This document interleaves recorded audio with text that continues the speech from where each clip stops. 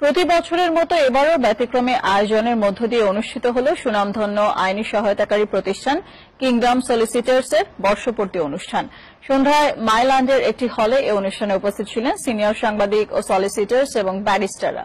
প্রতিষ্ঠানের principal barrister Tarique চৌধুরীর তত্ত্বাবধানে বর্ষপূর্তি অনুষ্ঠানে অতিথিদের মধ্যে অনেকে কবিতা, গান ও কৌতুক পরিবেশন করেন।